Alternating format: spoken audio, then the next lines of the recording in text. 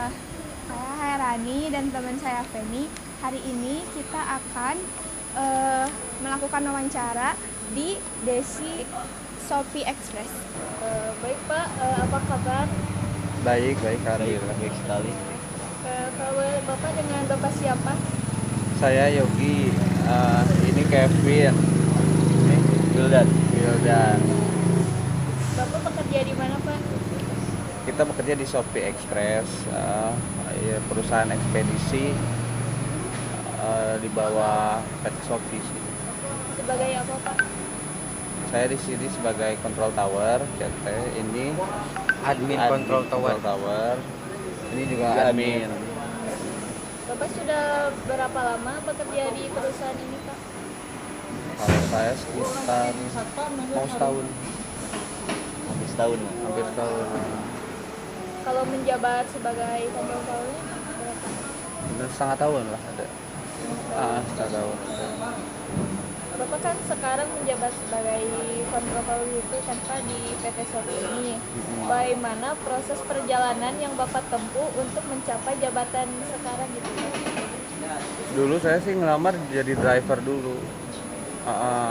Ngelamar jadi driver, setelah beberapa bulan ada kekosongan posisi kan di Control Tower. Akhirnya saat ditawarin sama CT di sini, ya udah ayo aja gitu.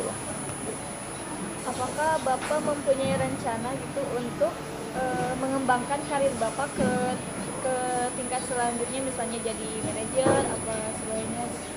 Kalau ada kesempatan ya boleh coba. Kalau boleh tahu, control tower itu ngapain aja sih Pak job desk-nya?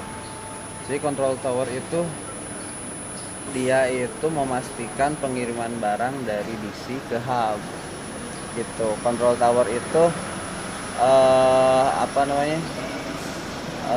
memonitoring sama mengordinasiin driver gitu buat pengiriman barang dari DC ke hub. Intinya mengontrol perjalanan barang inilah. Kalau Bapak sendiri berarti mengolah langsung driver-drivernya? Ya, kita mengatur drivernya, kebetulan ada 80 driver sekarang di sini, 80 driver sama 25 unit ya? 25 unit. 25 unit kendaraan. Kalau kemarin Pak pas waktu COVID, apakah berpengaruh Bapak pada jumlah driver itu sendiri? Enggak sih, karena kita kan logistik ya.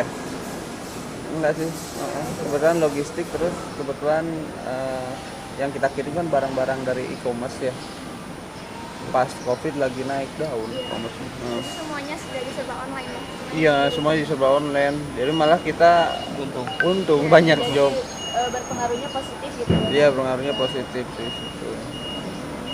Kalau di sini ada nggak sih Pak penilaian terhadap kinerja karyawan? Ada, dia penilaiannya bisa dari absensi, bisa dari on time-nya dia ngirim barang. Kita kan punya lead time. Misalkan dari sini kita ngirim ke Soreang, kita kasih estimasi waktu ya 1 jam. Mereka harus sampai 1 jam karena itu kan berpengaruh sama SLA ya, service buat ke customer gitu. Semakin kita baik servisnya, customer kan semakin happy gitu. Kalau untuk drivernya sendiri ada nggak sih Pak pelatihan dan pengembangan kinerja gitu? Kalau pelatihan paling ada training ya, itu dari tim Fleet HSE biasanya gitu. Pelatihan pengetahuan tentang kendaraan, tentang keselamatan berkendara, paling semacam itu sih. Tes drive ulang ada gitu. Jadi ada ya. Ada.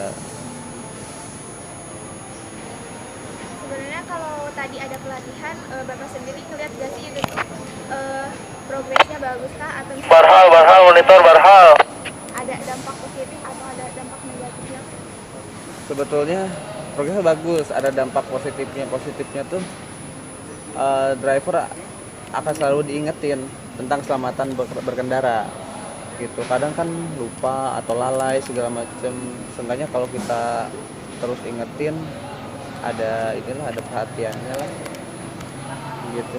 Positif sih training itu. Atau ada nggak sih pengalaman yang drivernya lalai? Ada. Sering. Biasanya penanganannya gimana? Penanganannya pertama ya kita kasih teguran. Kalau kasih teguran mereka masih juga lalai, kita kasih SP gitu. Kalau untuk lalai dalam berkendara sih nggak terlalu banyak sih. Karena tiap hari kan kita sebelum driver ngirim barang itu, driver tuh cek kesehatan, cek suhu sama cek tensi darah segala macam, apakah layak buat jalan atau enggak si driver tuh. Setelah itu driver cek kendaraan, jadi semua kendaraan dicek dulu nih, buat prepare jalannya, dari aki, dari lampu-lampu, surat-surat, sampai kendaraan itu dinyatakan layak jalan. Nah, baru di situ kalau udah dua-duanya terpenuhi, si driver baru boleh jalan nih, boleh ngirim barang dari sini ke tempat tujuan. Jadi untuk kelalaian dalam berkendara jarang. Terus di sini kita kan ngontrolnya lumayan ketat juga sih. Gitu. Jadi misalkan ada yang driver kurang sehat atau apa, kita nggak perbolehkan jalan.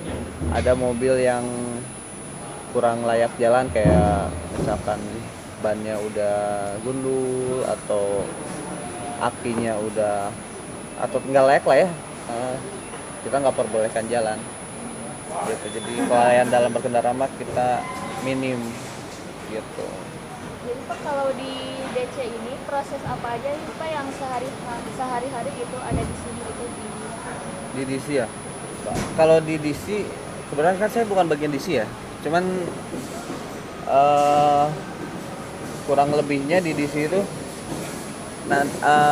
dia memproses barang masuk dari customer, disortir sesuai dengan alamatnya, terus di bagging lagi ke sini, ke ini namanya outbound, tempat keluarnya barang dari DC. Nah dari sini baru kita alokasikan ke customer, kita kirim ke customer gitu. Kalau kebetulan Bandung DC ini ngambil barangnya ya, pengiriman dari luarnya dari kota-kota luar ke sini dulu, baru dari sini didistribusikan ke seluruh Bandung gitu. Jadi titiknya di Bandung tuh di sini dulu nih, Bandung, Cianjur, Tasik, Ciamis, Kuningan, Sumedang, mana lagi ya, Garut. Berarti ada berapa gitu Pak, berapa jumlah yang wilayahnya yang Kalau di Bandung DC yang dipegangnya sekitar berapa? 17 kan? Ada 17, itu terus bertambah itu. Ada 17. Jadi untuk ke 17 daerah itu paket-paket dari luar kota tuh masuk sini dulu. Nah kita di control tower sebagai transporternya yang ngirim ke daerah-daerah tersebut gitu. Di kotanya juga ada control tower, ada CT gitu. Terima kasih ya Pak atas waktunya. Mohon maaf sudah mengganggu Bapak gitu ya, lagi bekerja gitu. Santai gitu. Ya. Oh ini admin bagian ini apa? Dia nginput data semua trip driver ada di sini. Oh, ada adminnya juga. Ada adminnya, kita admin 4, CT-nya 4. Gitu. Dia bagian nginput data semua. Data kilometer, data trip, segala macam diinput, absensi, segala macam itu. Kalau buat admin gitu Pak, kan misalnya kalau ada yang mau ngelamar gitu, harus ada kriteria, harus bisa ini gitu. Sebetulnya kriteria ada, cuman kita biasanya belajar bareng lah. Belajar bareng, meskipun nggak bisa ya ayo kita belajar bareng sampai bisa semua gitu Nggak Pak. kaku ya. Nggak kaku, paling kriteria khususnya ijazah SMA Jadi masih bebas gitu, nggak harus nanti pendidikannya gimana, belum.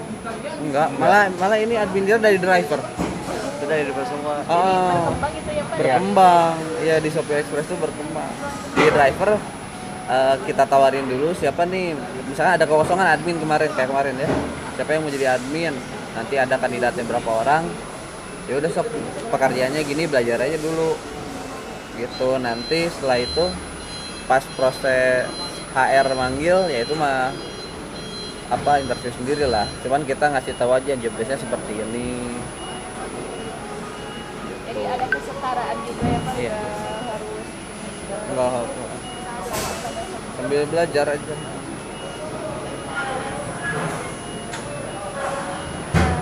Sekian hasil wawancara kita. Mohon maaf bila masih banyak kekurangan. Wassalamualaikum warahmatullahi wabarakatuh.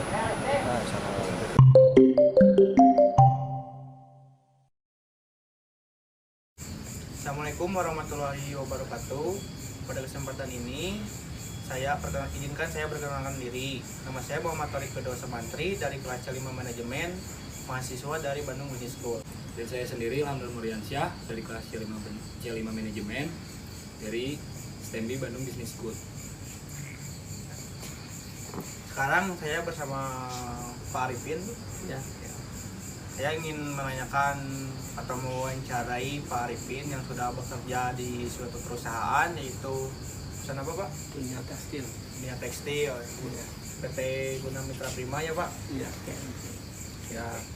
Sebelumnya izinkan saya bertanya kabar Bapak, bagaimana Pak kabarnya? Alhamdulillah baik, sehat. Alhamdulillah. Iya. Bapak bekerja di PT GP sebagai apa Pak? Oh, untuk saat ini ya mungkin asisten manajer gitu ya. Asisten manajer. Iya. Bapak sudah berapa lama bekerja di PT Guna Mitra Prima ini Pak? Untuk sekarang ini Mas sudah hampir 4 tahun jalan. Cuma menekuni dunia tekstil itu udah hampir 20 tahun. Sudah 20 tahun. Iya. Udah lama. Dari tahun 90 sudah mulai berkecimpung di dunia tekstil ya, alhamdulillah lancar gitu. Sedangkan Pak untuk jabatannya sekarang udah berapa lama Pak menjabatnya?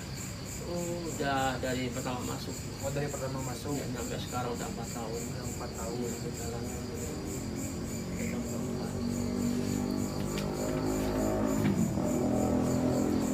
Bapak kan sekarang sudah menjabat sebagai asisten manajer. Ya. Nah, bagaimana proses perjalanan yang Bapak tempuh untuk mencapai jabatan yang sekarang ini, Pak? Oh, perjuangannya ya sangat luar biasa karena kita menekuni dunia itu dan mencapai titik ya sana udah alhamdulillah bilang syukuri gitu ya, itu dari bawah kita dari nol kita berjuang untuk menekuni dunia itu ya, alhamdulillah. Di samping kita kerja keras itu ya kita harus berdoa ya untuk dilancarkan dan dimudahkan rezekinya gitu. Kan sekarang Bapak menjabat sebagai asisten manajer. Apakah Bapak ingin mengembangkan ke tahap yang selanjutnya gitu Pak? Jadi manajernya atau yang lebih tinggi lagi gitu? Atau gimana? Kalau misalkan ini kan rezeki ya, kalau misalkan cita-cita itu bisa juga kita pengen ke sana, cuma kadang kita melihat dari umur. Kalau umur ya Bapak kan sekarang udah di atas 50 ya, kemudian tuh secara psikologis itu ada mulai berkurang ya, fisik terus kemampuan IQ itu mulai berkurang ya, mungkin ya kita mungkin kalau di atas nikah itu mungkin 55 tahun itu mungkin udah pensiun. Seharusnya Ya gitu ya, atau ber 60 tahun masih bisa aktif ya, alhamdulillah gitu. Cuma kebanyakan tuh 55 tahun udah pensiun rata-rata ya 9 tahun. Begini ya Pak, Pak Arifin, pasti kan setiap perusahaan memiliki kriteria untuk menilai kinerja karyawannya. Iya. Jadi kriteria seperti apakah yang ditetapkan oleh perusahaan Bapak ini? Oh ya, mungkin intinya tuh kita lihat dari cara kerja, terus kreativitas dari wadah karyawan tersebut ya, mungkin dari cara kerja, terus attitude itu yang benar, terus harus menuruti peraturan perusahaan gitu ya. pasti nomor satu ya Pak. Nomor satu ya, menuruti peraturan perusahaan, karena kalau misalkan kita nggak kalau ada peraturan ya mungkin hasilnya tidak akan menghasilkan yang bagus gitu. Karena kan kita melihat dari kinerja anak-anak kan kita dilihat dari sehari-hari gitu. Mungkin dari apa kalian tersebut mungkin ya yang lihat itu mungkin kadang anak-anak kadang yang kurang aktif sama yang aktif gitu, yang pasif gitu ya. Jadi kita lebih melihat dari setiap harinya gitu, oh si anak agak rajin, nah kita kembangkan bagaimana biar bisa agak maksimal dia bagus, potensi bagus dan bisa mau belajar tentang dunia tekstil tersebut. Jadi enggak semua karyawan itu bagus, cuma gimana kebiasaan pada waktu masih belum kerja itu kadang kan ada yang kurang di lingkungan masing-masing kan ada yang malas, ada yang rajin gitu ya. Nah, di situ mungkin dari karakter tersebut itu muncul di perusahaan gitu bisa juga. Iya. Menurut Bapak, ada tidak kelebihan maupun kekurangan dari penilaian terhadap kinerja karyawan? Ada. Jadi setiap karyawan tersebut tuh masing-masing ada kekurangannya masing-masing. Jadi di sisi lain dia rajin, ternyata di sisi lain ceroboh terhadap persiapan dalam proses. Dari situ ceroboh, dia rajin, cuma kadang tidak sesuai cara itu nggak menurut SOP gitu. Misalkan dari kita mau proses start awal itu bagaimana persiapan mesin, persiapan kain yang mau diproses itu. Nah dari situ kadang jadi kurang menuruti aturan SOP-nya gitu. Kadang juga ada yang males tapi rajin ada gitu. Ya campuran sih, cuma kita selalu menekankan untuk kinerja setiap harinya gitu. Apakah perusahaan memiliki program untuk pelatihan dan pengembangan untuk kinerja karyawan, Pak, di perusahaan? Untuk sementara ini memang tidak ada training ya. Kita langsung terjun di lapangan. Nah kita memberikan itu langsung praktek di lapangan. Bagaimana cara operasional mesin itu bagaimana cara menjalankan dan mematikan dan fungsi-fungsi daripada obat yang mau dipakai di mesin tersebut. Chemical ya. So, dari proses yang tadi Bapak sebutkan, itu tujuannya untuk apa, Pak, terhadap karyawan? Ya sebenarnya itu bagus untuk karyawan ya. Jadi kalau karyawan pengen maju ya itu harus belajar dari cara kerja mesin. Jadi fungsi-fungsi obat itu bagaimana, terus kalau Bapak kan itu kan di dunia pencelupan, jadi mungkin kalau melihat warna itu ya mungkin harus bisa, itu nomor satu. Jadi kita nggak boleh buta warna, nomor satu. Kedua itu harus bisa mengatasi masalah dalam proses, misalkan ada kendala masalah warna. Nah kita itu warna jauh itu bagaimana caranya, nah itu harus bisa di situ. Nah kedua fungsi-fungsi daripada obat atau istilahnya itu akseleris, jadi zat pembantu. Zat pembantu itu ada fungsinya buat apa aja gitu kan ada. Jadi misalkan dari pencelupan itu ada namanya antimigrasi, itu bagaimana fungsinya pakai apa. Terus ada urea, ada kesadaran air gitu. Jadi kondisi pH itu bagaimana, itu harus penjabaran harus ada gitu, khusus di pencelupan. Termasuk pada program pelatihan itu? Iya, jadi langsung praktek di lapangan aja sih. Langsung praktek aja? Ya, lebih bagusnya itu yang perusahaan yang bagus itu kita training selama seminggu. Training selama seminggu? Tetap di ruangan khusus, kita melakukan training, nanti udah seminggu kita langsung ke lapangan. Cuma di sini kan jarang langsung ke lapangan. Proses tersebut itu Pak diawasi atau dibimbing oleh senior atau oleh siapa gitu, atau ada ahlinya gitu? Untuk saat ini kita diawasi untuk Bapak sendiri gitu sih. Bapak. Jadi di lapangan setiap mesin gitu kita kontrol tiap mesin, bagaimana anak kerja mengatasi masalah, ada masalah bagaimana gitu. kan di setiap mesin itu ada standar SOP-nya. Iya, iya. Bagaimana pengaturan speed, bagaimana steam yang benar gitu. Oh, iya, iya. Terus bagaimana melihat hasil yang kerja yang dihasilkan. Misalkan kondisi itu bagaimana, kita harus mengetahui secara menyeluruh. Misalkan dalam satu proses, kalau di Tesla itu kan satu roda itu, satu batch itu ada 2000 yard. Nah itu harus tahu si karyawan antara kan dalam satu 2000 yard itu ada berapa sambungan-sambungan itu ya. Nah itu harus tahu setiap piece itu harus tahu. Oh piece ini bagus, piece ini jelek, ada masalah apa. Nah itu nanti dikumpulkan, disatuin itu, dan nanti kalau bagus lah kita bisa melanjutkan proses berikutnya gitu. Finishing gitu. Ya, ini nih, Pak, yang terakhir. Menurut Bapak, apakah dari program yang tersebut sudah terlihat progresnya selama Alhamdulillah sih untuk saat ini udah mulai naik karena kita selalu menekan dan menekan lagi, dan kita udah bisa masih target kepada anak-anak bagaimana kerja yang bagus, terus pencapaian titik untuk bisa menghasilkan kualitas yang bagus juga. Karena kita dari pimpinan juga kita ditekan untuk produktivitas itu harus ditingkatkan. Untuk saat ini kita target sekitar 500.000 per bulan untuk pencelupan. Jadi satu hari hampir sekitar 20.000. 20.000 yard gitu, Pak. Iya, 20.000 yard per hari bisa. Dan nanti kan ada efisiensinya, itu ada masalah lah, itu satunya sekitar 500.000-an. Jalan jauh udah berlancar, jalan lancar sih untuk saat ini sih. Jadi kita ya emang perlu kerja keras seperti itu.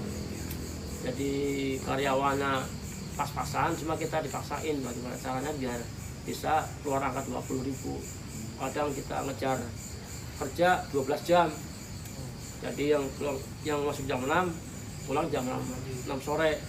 Nah yang masuk malam kita masuk jam 6 sore pulang pagi. Nah itu. Jadi kalau pimpinan tuh nggak jadi masalah pimpinan. Yang penting hasil bagus, target terpenuhi, udah alhamdulillah gitu. Ya paling kalau ada kendala ya nggak terlalu ekstrim kendala, paling kerusakan mesin, ada masalah warna ya aman sih, selama ini udah aman, dan ini udah mulai target udah mulai terpenuhi alhamdulillah. Mungkin sekian ya, Pak, pertanyaan dari kami. Terima kasih atas waktunya. Ya Apa ganggu? nggak apa-apa, luar biasa. Ini dari mahasiswa STMI Business Bandung School. Ucapkan terima kasih banyak kepada Bapak Ya, sama-sama. atas waktu luangnya kepada kami.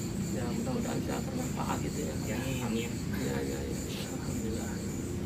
Ya, mungkin sekian dari kami. Wabillahi taufiq wal hidayah. Wassalamualaikum warahmatullahi wabarakatuh.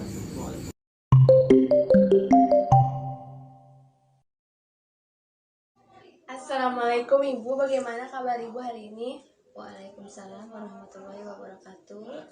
Kabar saya alhamdulillah baik-baik saja. Sehat. Ibu sekarang bekerja di mana? Saya bekerja di PT Tekwang Industrial Global Subang. Sebagai apa Ibu bekerja?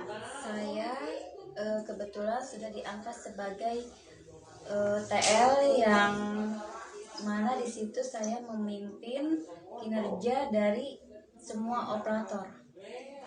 Sudah berapa lama Ibu bekerja di perusahaan tersebut? Saya sudah mau 6 tahun bekerja di perusahaan tersebut. Sudah berapa lama Ibu menjabat sebagai TL atau team leader? Saya menjabat team leader sudah mau 5 tahun. Ibu kan sudah menjabat sebagai tim leader di PT Tekwang Industrial ini. Nah, bagaimana proses perjalanan yang Ibu tempuh untuk mencapai jabatan sekarang? Proses yang saya tempuh memang cukup panjang dan mungkin prosesnya dari nol. Saya bekerja dari situ, mulai melamar dari nol, merintis semua kinerja saya, totalitas saya, dan tanggung jawab saya, terutama absensi, disiplin kerja saya harus benar-benar diterapkan, dikerjakan sesuai dengan aturan dan perusahaan yang ditentukan. Apakah Ibu mempunyai rencana untuk mengembangkan karir ke tahap selanjutnya, misalnya menjadi supervisor? Insya Allah dengan kemampuan dan totalitas saya, apabila saya dapat bisa memimpin kinerja saya dengan baik, kenapa tidak? Begini, Ibu pasti setiap perusahaan memiliki kriteria untuk menilai kinerja karyawannya. Jadi kriteria seperti apakah yang ditetapkan oleh perusahaan Taekwang? Kriterianya mungkin ada beberapa poin, yang terutama disiplin, tanggung jawab, dedikasi tinggi, absensi, dan kinerjanya yang dinilai sama saya. Menurut Ibu, ada tidak kelebihan maupun kekurangan dari penilaian terhadap kinerja karyawan di perusahaan Taekwang? Tentunya ada. Sebagian besar mungkin saya yang kurang baiknya diperbaiki, yang sudah baiknya totalitaskan di situ. Apakah perusahaan memiliki program untuk pelatihan dan pengembangan untuk kinerja karyawan? Ada. Bagaimana proses program pelatihan yang sudah diterapkan? Proses yang kami diterapkan di perusahaan, pertama kita melihat dari semua karyawan, merekrut karyawan, dan dari skill kemampuannya. Kedua, dari absensinya. Itu yang menjadi moto dari kami. Dimanapun perusahaan ingin mengharapkan karyawannya yang totalitas, kinerjanya, tanggung jawabnya, dan kedisiplinannya. Bagaimana proses program pengembangan yang dilakukan perusahaan? Kami berprogram untuk memajukan apa yang menjadi daya jual kami, yaitu sepatu Nike yang dimana global sangat luas untuk jangkauan ke luar negeri. Maka dari program-program kami yang akan diterapkan sesuai dengan perusahaan, kami akan membuat sepatu sebagus-bagusnya dan ada nilai jual yang tinggi di setiap negara-negara atau yang kami ajukan, yaitu semua untuk global.